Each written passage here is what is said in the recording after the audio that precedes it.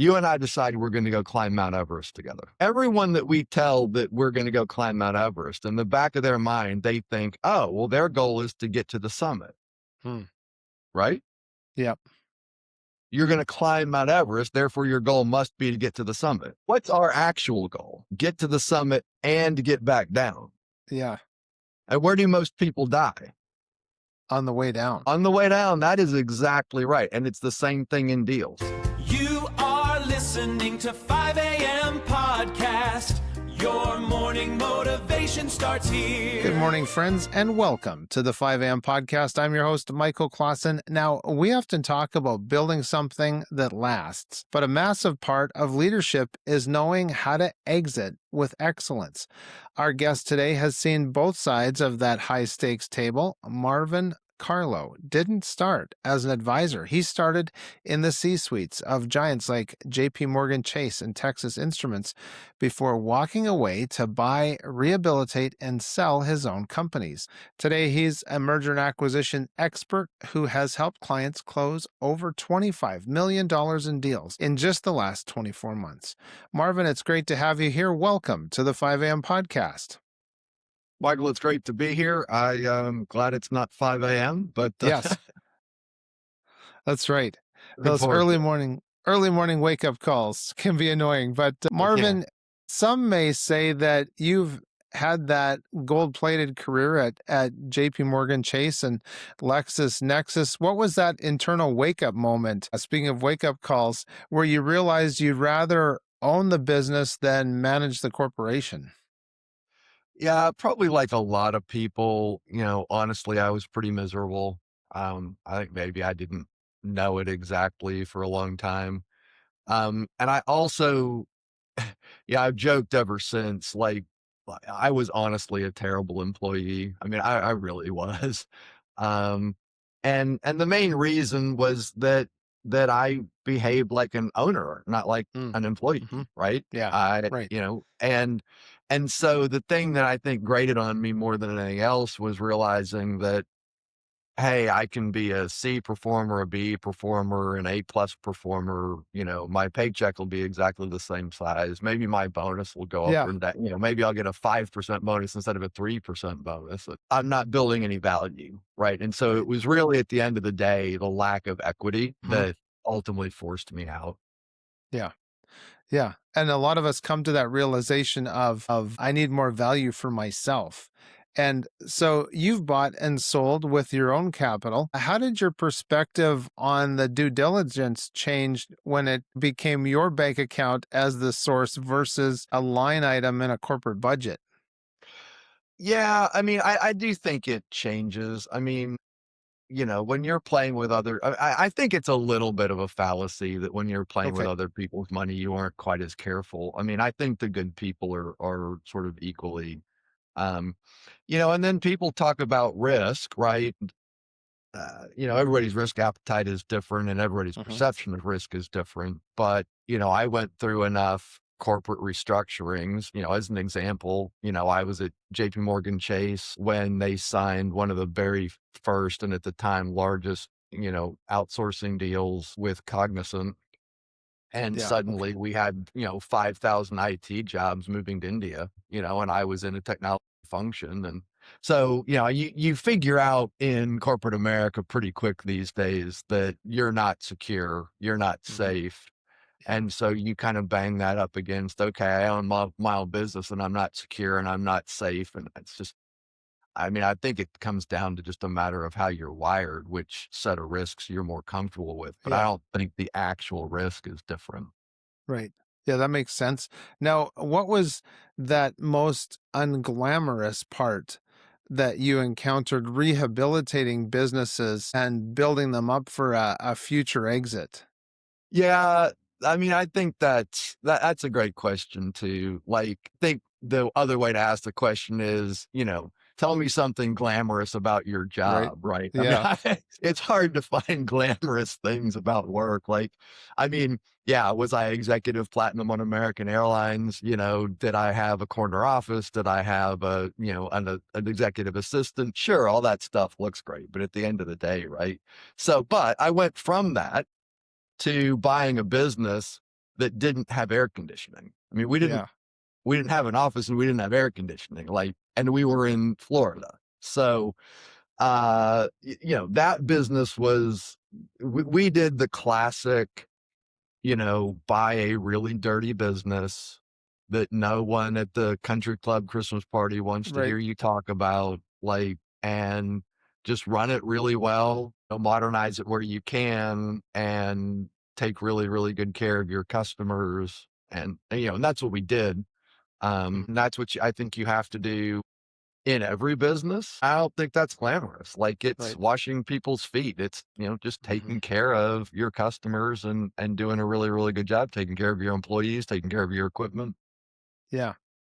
And then on the other side of that, where were some of the spots maybe where you found value in getting your hands dirty and chipping a few fingernails and stubbing your toes? Look, I don't think you can overstate the value of doing that, right? Yeah. So in my job now, where I'm helping people sell, obviously a big part of, sell their company, obviously a big part of that is talking to buyers. And uh it's interesting when you talk to buyers, they're the ones who very clearly want to sort of dive in and learn every aspect of the business. And not that they necessarily want to perform all of those functions on a go forward basis, Mhm. but they have this mindset that says, hey, if I'm going to own it, I really need to know how it works. Right. And Yeah. then there's the others and many of them kind of come from corporate environments, who are thinking, well, I need a manager for this and I need a manager for that. And I need, a team to do these other things. And it's not that small businesses can't have those things when they get to a certain scale. And it's certainly not that I'm proposing that the owner needs to do everything in the business. In fact, that's absolutely the wrong thing to do ultimately. But I just don't think that really understanding how your business works, what it takes for your employees to accomplish the tasks that you're asking them to accomplish in the time frame you're asking them to accomplish them, like, you got to know. And in Mhm. some businesses, you got to really kind of know the details, Yeah. right? I mean, we had this giant electrical control panel in one of our factories, and I was the only guy who could fix it. Like, if I was on vacation and it went down, there wasn't an electrician we could call. Like, they Wow. had to FaceTime me in Cabo, and I had to be like, no, Yeah. that thingamajig right there, you got to replace that, right? So Yes. it's important. Yeah. It is. It is absolutely. And so we see the headline grabbing valuations and maybe some glad handing in the news often.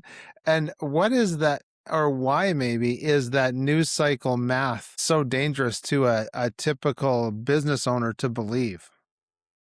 Well, yeah, I mean, I think it's a great way to say it. It's dangerous to believe it, right? It's not that the headline is false. It's that Hmm. the headline is talking about a unique or a rare situation, right? Yeah. And there's a reason why it's a headline, Yeah. right? I Exactly. mean, Absolutely. $100 billion valuation for something. Okay. I mean, that's a headline. I mean, that's a really big number, and cool. It's really cool to read about, but that's not normal. Right. And the reason it's not normal is that when most people, whether they're individuals or, private equity Hmm. firms or companies who are buying, who are growing through acquisition by buying other companies, Yeah. at the end of the day, even in these crazy high multiple situation or valuation situations, people are buying cash flow. Hmm. Okay. Yeah. And you can either buy today's cash flow, or you can buy some future expected or hoped for or dreamed about cash flow. Right. Right. And so when Facebook spends whatever it is they spent for, Instagram, Hmm. there's no math, there's no math applied to the current financial situation of Instagram that makes that number make sense. It only makes sense in the context of that number is going to grow to this over this period of time. And Hmm. if it does that, then this number starts to make some sense. Yeah. Right. But in that context, you can do that sort of thing in the sort of everyday context of, hey, I'm buying a digital marketing agency, or I'm buying an Amazon FBA business, or buying an e-commerce store that sells, cool tennis shoes, or, Right. I'm buying a a plumbing company or an HVAC company or what, like, they don't have the kind of financial leverage that an Instagram has, just as an example, right? And they've been around for 15 years, are gonna be around for 15 more years. They're not gonna 3x or 10x or 100x or anything like that. They're just gonna sort of steadily grow. And in those cases, people are buying cash flow. Right. Today's cash flow, right? And the right way, I think, for sellers to think about it is, how long, if you pick a number that you want, right? And then divide that by your current cash flow. That's the number of years, sort of cash on cash, not counting for taxes, which makes it longer, that it's going to take to pay that back. Right. And if that number gets out too far, well, then you've got to believe some things that just sort of aren't going to be true. Yeah. And that starts to get tough. So Right. that's why valuations run in kind of this 3 to 5 times EBITDA range for Hmm. most businesses. That's Yes. why. So then if there's a not freelancer, a franchisee, we'll say, Uh-huh. who's Yeah. listening to the show and they want to branch out and maybe they're in home services or they're in a restaurant and what would be your advice to them on what's the next franchise to get into? Well, okay, so I don't know a ton about franchises specifically. Like, Okay. that's not my thing. And there are absolutely investment bankers out there who specialize in helping people buy and sell franchises. Hmm. And Okay. that's not what we do at Raincatcher, and it's not. Right. So, but let's talk about branching out in general, Sure. right? Yeah. Yeah. So, buying a business is really hard, but it's not nearly as hard as running that business after you buy it. Right. Right. And if you're in a situation where you started a business and you kind of grew it, right? Yeah. Versus you bought an existing business, right? Mhm. You've always known everything there is to know about your business because originally it was you, right? Yeah. That's not true when you buy a business. You walk in the door and you know nothing. And it's very surprising, but I've bought a lot of businesses and I've watched a lot of people buy businesses. It takes you 2 years. It's a 2-year learning curve. That's a long time to not, to sort of be in this I don't know what I Yeah. don't know state, Right. right? Yeah. Lots of bad things happen. We call it the J curve, right? Almost always when someone buys a business, it goes down before it sort of gets Huh. back to even and goes back up. And that's the new owner going through a learning curve, making some mistakes, losing some customers, pissing some employees off, Right. whatever it is, just, you know, um, and so, when my business partner and I did it, we were buying businesses that were exactly like ours. Hmm. Right? And in that case, the learning curve's not nearly as long. It's not 0, right? The Yeah. first time we did it, I thought, "Oh, we know everything about this business because we own one just like it." No, you really don't. Yes. So, there's still a learning curve, but maybe it's 9 months instead of 2 years, right? But if Right. you make it up. You own a landscape company and you decide you're gonna buy an irrigation company because those 2 things kinda make sense, right? Mhm. You don't know beans about irrigation. It's true. Yeah. Like, you've been running your lawnmower over the sprinklers, and that's Yeah. not the same thing as putting in the sprinklers. I mean, you know what I mean? Mhm. So, even if it looks adjacent, you still don't know anything about it. So, I guess my point is just think hard about whether you're going to buy more things that you know about where you really can de-risk the transaction Yeah. versus, "Hey, I own a crumble cookie and I think I'm gonna buy a Wendy's." Right. Yeah. Okay, You that's know? good. I appreciate that. Now, the other question that I have, the podcaster, former journalist, producer in me, could you look at buying customers rather than you're buying a business? Yeah, and by the way, let me just say about franchises, like, I Sure. think for first-time business owners, buying a franchise is a really good way to go. Hmm. Like, if you're coming out of kind of a middle management job in corporate America where, moved from a cubicle to an office, you sort of sat in Yeah. front of a computer all day, all of which is fantastic. Like, I'm not putting any of that down, right? But there's a lot of things about running a business as a business owner that you probably, with respect, just don't Hmm. know. Yeah. And getting into a franchise where they're going to teach you all of that stuff is great. So, real quick story. My business partner was a serial entrepreneur, right? Okay. He'd run his own business for 20 years by the time we partnered up and bought our business. He started out as a Domino's pizza franchisee. Wow. And that's what taught him how to run a small business. And then he bought another one. And trust me when I tell you, he knew 99% of what we needed to know to run our small business coming through his background. I Wow. knew 1% having run a $250 million software Wow. enterprise, right? So point is, buying a franchise is a really good way to get into owning a business. Need morning momentum? 5 a.m. podcast, Wednesdays, 7 a.m. on WDJY 99.1 FM. Thanks for watching the show. Just a reminder that you can get all of our resources, other episodes, and read our blog posts at 5ampodcast.com. You've said that strategic buyers are harder to find than most advisors would want to admit. If they aren't strategic, who else is actually buying these businesses? Okay, so that's a great question. So buyers are going to break down into sort of two really broad categories that I call financial buyers and strategic buyers. So financial buyers are the ones we just kind of talked about, Mm-hmm. which are, listen, you have $1 million in cash flow. Yeah. I'm going to pay you 4 times that number. So your business is worth $4 million. If nothing changes, I get that paid back in 7. We're happy, off to the races, right? Okay. That's a financial buyer. They're going to approach it very much through the lens of a spreadsheet and, multiples and paybacks and all of that kind of stuff, right? Strategic buyers are buyers who I have mental pictures for everything, right? So my mental picture of a strategic buyer is you and me sitting at our dining room table, putting a 1,000-piece jigsaw puzzle together, right? And Yeah. we've got it down and there's one piece missing and it's not on the table anywhere.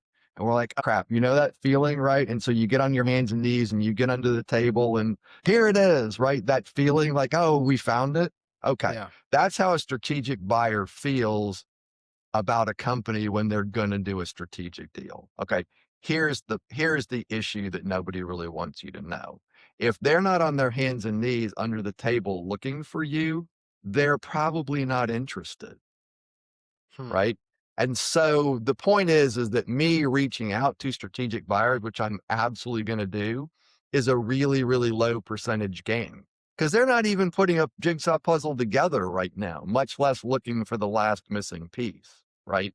And then you being that piece, right? It's just a really low, it's not impossible. The Mm-hmm. headlines that you read are about those situations very frequently, right? Yeah.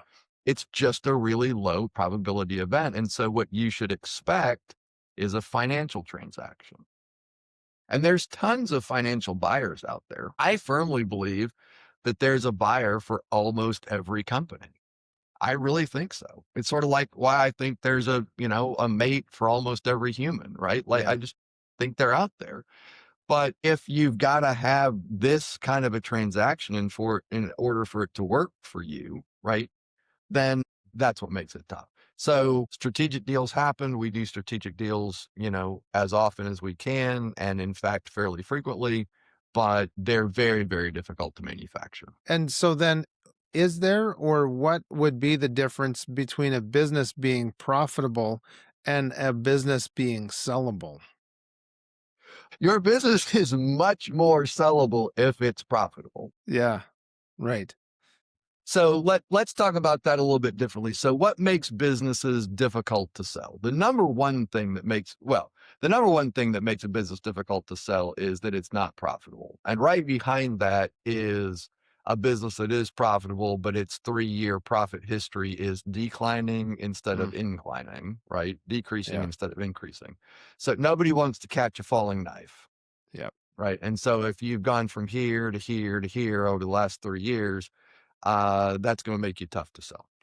Um, Not impossible, but tough. If you're losing money, it gets even harder. Maybe not impossible, but tough. If the business is too reliant on you as the owner, that makes it really, really tough.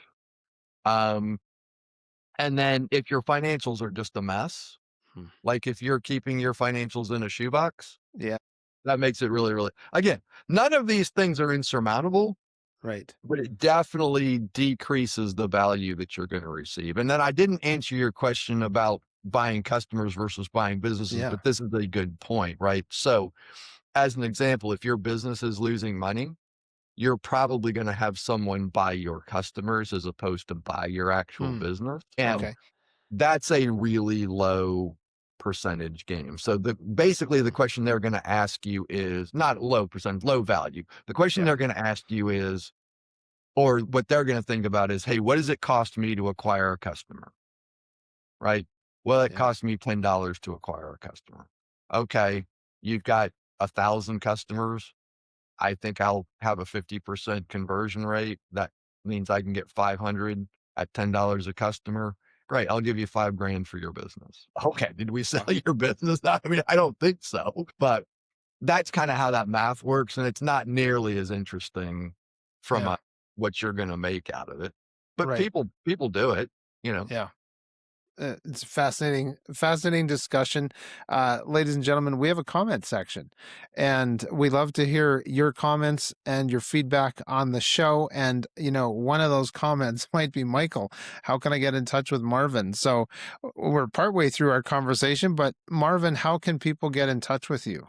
The easiest way is Marvin.Karlow. You'll put this in the show notes, but Yep. Marvin.Karlow at raincatcher.com. So it's like rainmaker, only raincatcher. Marvin.Karlow at raincatcher.com. Is there a number one counterintuitive move that a business owner can make 12 months before selling their business to maximize their enterprise value? Yeah. So one thing that we very rarely see people do, but can be helpful. So, and again, this is more for a little bit larger businesses, Hmm. but a lot of buyers are going to do what's called equality of earnings, Okay. and it's it's basically an audit. And the idea is the simplest way to think about it is, can we validate your financials with external data? Like, can we find deposits in your bank accounts that match what your financials say your revenue is, Mm. as an example, right? So you can go out and have a sell side Q of E done, really strengthens your position, with respect to buyers because it's a third party validation of your financials. Other thing, so when people call me and they say, hey, Marvin, I'm not quite ready to sell now, just kind of figuring out how this works. I connect them with a group called Cultivate Advisors. You can put them you can look them up, Okay. cultivateadvisors.com, put them in the show notes. That's a group of former business owners, and all they do is help current business owners, grow and scale and get ready to exit. And we don't get anything from them. They don't get anything from us, but we trade clients back and forth all the Hmm. time. And there's plenty of those groups out there, but they do a really fantastic job. Another thing I recommend to all business owners is join some kind of a business ownership group. If you've got YPO, Young Presidents Organization, or Vistage, or EO locally, Hmm. there's some online groups, get into a mastermind group for your particular industry. But business ownership is lonely. It becomes an echo chamber really, really quickly. It's super easy to start drinking your own bathwater, Right. believe in your own press, and having people around who are like, no, idiot. That's Yeah. is really, really helpful. Yes. You need that feedback and Yeah, the for sure. accountability. So, Yeah. if it has been said that if you think a pro and an experienced worker is expensive, you should try an amateur. And the reason I wanted to bring that one up is someone, they might have blunt force trauma their way through their business to build it to where it is. They want to make an exit and they think, well, I built this myself. I should be able to exit it. Can you talk about how that's the wrong way to look at exiting and selling your business? So that's great. And I mean, I don't think this is confined to just exiting or selling your business, right? Yeah. So to your point, right? You blunt forced your way into your business as it exists today, right? You Yeah. are an expert in whatever it is that you do. because you've got the 10,000 hours, you've got the stripes, whatever it is, right? Okay, great. Do you have 10,000 hours in M&A advisory work? Right. If you do, then sell your own business. Like, knock yourself out. That's fantastic. In our particular case with humility, the one thing I did finally actually bring from my corporate career to our small business was a lot of M&A experience. And so when it got to the point where there was a publicly traded company looking at us to do a strategic acquisition, right? I Yeah. was able to face off to their strategy team, their M&A team, their legal team, their finance team, and not be overwhelmed, not be surprised, not be confused, because I'd lived in that world. I'd been on their side of the table. I'd done what they were doing. I'd done to other people what they were doing to me, Yeah. right? Not in a bad way, just in like, our due Yeah. diligence checklist was 27 tabs in an Excel spreadsheet, and it totaled over 1,200 questions. Wow. It would choke an elephant. Yeah. But I got it and I'm like, oh no, this is exactly what we used to send. Like, this makes sense. So, all that to say, you're not an expert. With Right. respect, you're not an Yeah. expert in selling a business. You're also not an expert in doing brain surgery. I suspect, Exactly. You're not right? going to work on Unless your yourself. business is a brain surgery medical practice, right? Yes. So there's lots of things that you wouldn't do for yourself. You probably don't file your own taxes, right? Mm-hmm. You Yeah. probably don't write your own so there's no reason to believe. And one of the things that you hear a lot is, well, it's just like selling a house. No, no, no, no, Yeah. no, no. First of all, it's not like selling a house. Right. Second of all, you probably have a realtor, right? Like, Yes. so the other thing to say is, another thing that we hear all the time is, well, all you're really going to do is help me find a buyer. Well, that's not true. First of all, that's not true. Okay. Yeah. Again, I've got a visual for everything, right? So here's my analogy for this, right? You and I decide we're going to go climb Mount Everest together. Yes. You're up for that, right? You're ready to go? Man, am I ever. This afternoon, we're headed out. Yep. Book a ticket to Nepal. We're on our way. So everyone that we tell that we're going to go climb Mount Everest, in the back of their mind, they think, oh, well, their goal is to get to the summit, right? Yep. You're going to climb Mount Everest, therefore your goal must be to get to the summit. Must be. But what's our actual goal? Get to the summit and get back down. Yeah. And where do most people die? On the way down. On the way down. That is exactly right. And it's the same thing in deals. So getting a buyer, that's the summit. Nobody dies on the way to getting a buyer. Everybody dies in due diligence. They die in the Q of E. They die in the legal work. They die in the purchase agreement. They die because whoever was advising them, or they didn't have an advisor, didn't know the 17 things you really need to get sorted out up front when everyone is still friendly. Yeah. And you get it agreed to, so that when everyone's got deal fatigue and we're pissed off about 6 things that we had to compromise on, and the 7th comes up, we don't all just collectively lose our crowd, right? And this is where deals die all of the time. And this is what a good advisor does. And then the last thing I think people really don't understand is, you need somebody to get mad at in these deals.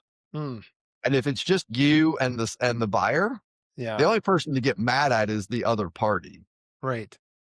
If you have an advisor like me along, well, everybody can just get mad at me. Yeah. Like, there are phases of the deal where if someone's not mad at me, I think I must not be doing my job very well. Like, I'm clearly screwing up here.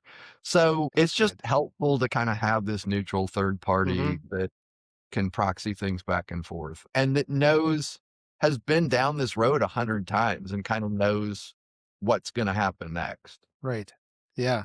And so then, speaking of everybody's favorite term, due diligence, and that being that way down the mountain after we've summited, is there a most common skeleton in the closet that would kill a deal in that 11th hour? So finding something in the financials that's different than the financials you were presented, whether it's an honest mistake or whatever. What I tell people is, almost every problem can be worked with, so long as we're the ones who disclose it, right? Here's the mindset that buyers have. The mindset that buyers have is, I'm going to get screwed. Right. Yeah. Either intentionally or unintentionally, I'm going to get screwed. And so I'm looking for the red flags. Yeah. So, and then when we find a red flag, if it's material, there's only two possibilities, right? Either you were trying to hide this from me, which means you're a liar, or you didn't know about it either, which makes me wonder what else maybe you don't know about your business Yeah. that I haven't figured out yet. Neither one of these things are good. Right. So, if I say, hey, I mean, whatever it is, customer concentration, let's just pick that, right? Yeah. If I say, hey, 80% of this company's business comes from one customer, if I say that up front, then if you're still talking to me, you're more or less okay with that. But if we get 4 weeks into due diligence and I finally send you the fourth time you asked for it, a revenue by customer schedule, Mm-hmm. and that's the first moment at which you realize, oh, he's got 80% of his revenue from one customer. That looks like I'm covering it up. Yeah. And we're probably done. Right. See what I mean? Yeah. So a good advisor is going to take you through a whole bunch of stuff up front to find all of the skeletons. Mm-hmm. And then we're going to put stakes in the ground. There's a skeleton here. There's dragons behind this door. Like there's big scary Yeah. lions in this cage and the door's unlocked. Like Yes. we're going to say all of that stuff up front. And then we're only going to talk to buyers who are like dragon schmagons. Yeah. Yeah, that's good. So, based on your experience, let's say with Texas Instruments or LexisNexis, what corporate disciplines should a small business owner adopt today if they want to be attractive to a public buyer? Oh man, look, big companies do all sorts of things really, really well. They really do. Great idea. Documenting what you do. Great idea. Having your financials prepared by a CPA. They don't have to be GAAP if you're a small business, but like have them accrual basis, right? Yeah, you're going to Yeah. file your taxes cash basis, but run your business on accrual basis financials, right? Mm-hmm. Et cetera, et cetera. So, honestly, there's other than the endless meetings, Yeah. there's a lot of things that happen in corporate environments that are really, really good ideas, properly configured for Yeah. small businesses. One of the things that I recommend to every small business owner that I talk to, if they ask, is read the book Traction. Okay. The book is called Traction. Read it, implement it. They talk about something in that book called the Entrepreneur Operating System, EOS. And again, it's a little bit like golf, right? It sort of doesn't matter what the ball trajectory is, so long as it's Mm-hmm. consistent. I don't care if you're Yes. middle of the fairway, 10 yards right, 10 yards left, you can correct. It's the same thing here. I don't care what management process you use to run your business. I like EOS. You can pick a different one, but have one and follow it. It's Yeah. all about consistency. And that's Right. what big companies do, right? They Yeah. have a standing management meeting every Friday at noon, right? And everyone shows up and your boss yells at you if you're not there. And it's a huge pain in the ass, but it's consistent and it happens Right. every damn week, right? And good Yes. things happen as a result of that. Yes. Okay, so then I've got another question about how do you distinguish between a buyer who's maybe a perfect fit and one that's just ready to sign the biggest check? Oh, that's interesting. No one's ever asked me that question before. Well, so I guess the first answer to that question is what do you actually care about? Mm-hmm. Right. Um, because as much as a lot of business owners say that they care about legacy and they care about taking care of this, that, and whatever, whatever, right? If they're really gut level honest with themselves, they just want as much money as they can Yeah. get. So I do think that it's worth a little bit of introspection, right? I do think it's also important to understand kind of what structure you're getting. Because another myth is that when you sell your business for, X million dollars, you get Mm-hmm. X million dollars. You don't get X million dollars. There's Yeah. almost always structure. There's Yeah. a seller note, there's escrow, there's an earn out, there's an equity roll. And so the actual cash that you get compared to the purchase price that you sold for, they're not the same number. Yeah. right? So in that case, you kind of do care about fit. Make it up. You sold your business for $1 million, but you're carrying a 10% seller note. Well, that means that the buyer over the next 5 years is going to pay you out $100,000. Well, if you really want that money, you might want the best fit buyer at $1 million versus the guy that's going to write the biggest check Hmm. at 1,200,000, but he's got a $300,000 holdback that Yeah. you're probably not going to see. Right. So Right. anyway, again, this is why having an advisor is really good, because you never get two identical offers, and Yeah. figuring out the nuances between them. And then about half of my job is psychology, as it turns out, right? Okay. Helping you figure out which one of these is best for you. Cause there's not a best, there is a best for you, right? And helping you understand that and work through that. And it's not always obvious, right? And there's Hmm. feelings associated with it. And so just sometimes I just tell my sellers, look, we're not ready to decide this yet. Like, you Yeah. need to go sleep on it. You need to talk to your best friend. You need to go for a long bike ride, whatever it is. Yeah. But there's some stuff that needs to work through before you really can land on this. And we Mm. don't want to rush it, because Yeah. these are really important decisions. So anyway, um, my preference, to just succinctly answer your question, my preference is always to sell to the best fit, not to Mm. the highest value. Right.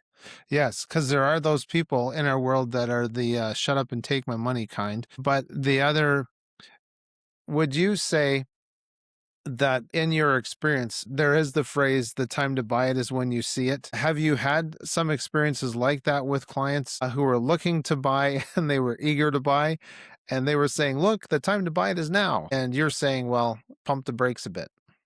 Well, so, yes, me, Yeah. my business partner and I bought the first business we looked at.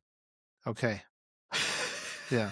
So, it's always fun when people are like, so tell me that you were super successful. So you must have had this really, sophisticated process for picking what business you bought. Yeah, it was very sophisticated. We looked at one and we bought one. Yeah. Yeah. I don't recommend this approach, but, um, you do see people who are looking at a business and they're a good fit for the business, but they're like a month in and they're like, well, I can't buy this. Like, I've only Mm. been doing this for a month. What, why? Why can't you? Yeah, why? Yeah. What's going to be better a year from now, Yeah. other than you will have spent a year's worth of savings? Yeah. So, um, yeah, from the buy side, my recommendation to people is buy the first business that is, first of all, it is a good business. Like, Hmm. don't buy a bad business. Keep your job. Don't buy a bad Yeah. business. Right. But buy the first good business, sort of financially sound business that you find that you can see yourself running. Some people have a really wide lane of what they can run. Some people's lane is pretty narrow, and that's fine too. Marvin, thank you for pulling back the curtain on the M&A world. It's clear that getting what you've built is worth more than sometimes maybe just the numbers or the process. So thank you for joining me today for the 5 a.m. podcast. You're welcome. Thank you for having me on. Oh, it was our pleasure. Always fun to learn new things and get a different perspective. So, for our listeners who are thinking about their own exits, whether that's maybe 2 years or maybe 10 years, I definitely recommend connect with Marvin and you can find more about him. And he did give his email. We'll put that in the show notes as well as the way to get in touch with Raincatcher at raincatcher.com. To those who are listening, thanks for being here. Thanks for sharing this with your friends. And please seize your days. Enjoy those sunrises and sunsets and all those beautiful adventures in between. I'm Michael Clausen. Thanks for watching the show. Just a reminder that you can get all of our resources, other episodes, and read our blog posts at 5ampodcast.com. We want to let you know about Dr. Joseph Drolshagen. Are you in the wrong room? That is where Derek Chinners found himself. I'm in the wrong room. This is not the right room. And so they call me in and they fire me. But Derek was already prepared. I immediately called Joseph. He said, what happened? And I said, I think this is the greatest thing that's ever happened to me. I just got fired. So, Derek, tell us what happened to your business after you called Dr. Joseph. That was at least 4 times what we had ever done in a month previous. See what Dr. Joseph can do for your business. Book a free 15-minute call at 5am.smtmethod.com. Now, you may not 4x your business right away, but ask Dr. Joseph what rapid growth is possible. Stop fighting your strategy and start shifting your identity at 5am.smtmethod.com.